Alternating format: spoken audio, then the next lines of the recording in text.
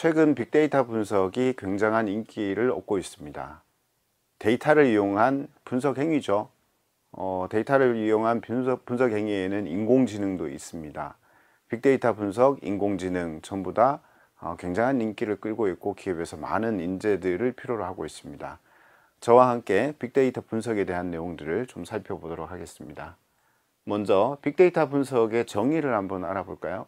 빅데이터 분석이라는 것은 정형, 비정형의 빅데이터를 통계나 고급 통계 혹은 머신러닝 이런 방법론들을 이용해서 분석을 하고 그것으로부터 어떤 인사이트를 찾을 수 있는 그런 행위를 얘기를 합니다. 데이터에 대한 개념을 조금 이해를 하실 필요가 있는데요.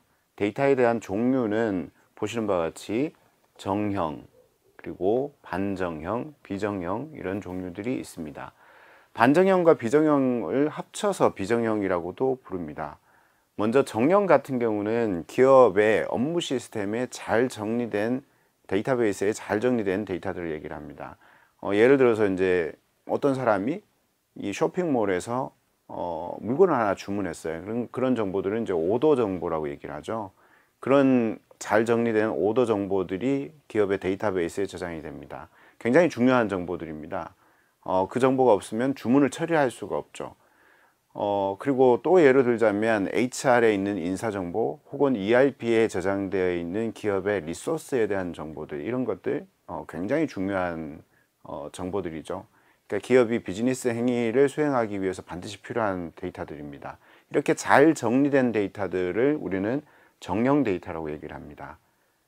그리고 비정형 데이터 중에서 반정형 데이터도 있습니다. 반정형 데이터라는 것은 여러분들 웹사이트 많이 사용하시잖아요. 검색 많이 하시는데 웹사이트에 들어있는 그런 텍스트형의 데이터들을 반정형이라고 할 수 있습니다.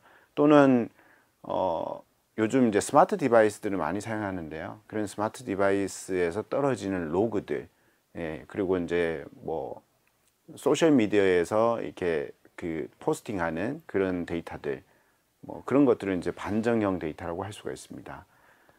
그리고 이제 비정형 데이터가 있는데, 비정형 데이터는 말 그대로 텍스트로 정리되어 있는 그런 데이터들이 아니라, 그런 데이터, 잘 정리된 데이터들이 아니라 바이너리 데이터들을 얘기를 합니다. 이미지, 음성, 영상, 뭐 이런 것들을 얘기를 하는 거죠. 그래서 이제 그런 데이터들을 비정형이라고 얘기를 합니다. 이렇게 정형, 반정형, 비정형 데이터들을 다양한 방법으로 분석하는데, 과거에는 이런 정형 데이터들을 주로 통계적인 방법으로 많이 분석을 했습니다.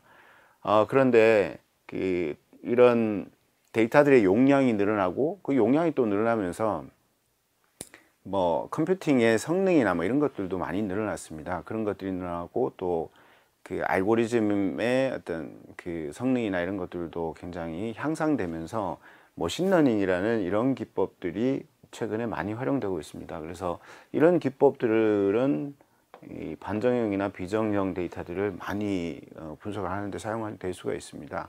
그래서 통계나 머신러닝 혹은 뭐 패턴 분석이나 이런 기타 등등의 것들이 있거든요. 그래서 이런 방법들을 이용을 해서 분석을 합니다. 그런데 왜 분석을 할까요? 분석하는 이유는 어떤 비즈니스 인사이트를 도출하기 위해서입니다. 어떤 비즈니스 인사이트일까요? 예를 들어서 기업을 운영하다 보면 굉장히 많은 문제들이 발생할 수가 있거든요. 갑작스럽게 매출이 떨어진다든지, 혹은 생산하고 있는 제품의 품질 문제가 생긴다든지, 혹은 경쟁자가 혁신적인 서비스를 만들어내서 시장 점유율이 뚝뚝 떨어진다든지, 그런 문제점들이 발생할 수가 있습니다. 그래서 그런 문제점들을 해결할 때 데이터 분석을 이용할 수 있습니다. 과거에는 그랬죠.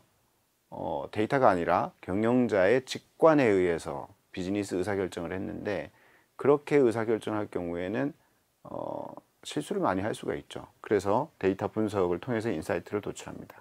그래서 문제 해결 방안을 도출할 수가 있고요. 또한 앞서 말씀드렸지만 뭐 데이터 기반으로 어떤 정확한 의사결정을 하는데 도움을 받을 수가 있고요. 그리고 데이터들을 이렇게 막 분석을 하다 보면 굉장히 좀 혁신적인 서비스를 만들어낼 수가 있습니다. 예를 들자면 우리가 비정형 데이터를 모으고 그것을 분석하고 사용하는데, 그런 대표적인 사례가 자율주행 자동차, 이런 것들이 바로 그 대표적인 사례라고 할 수 있습니다. 그래서 자율주행 자동차는 매우 혁신적인 서비스잖아요, 그죠? 그래서 이제 그런 부분에 사용할 수가 있습니다.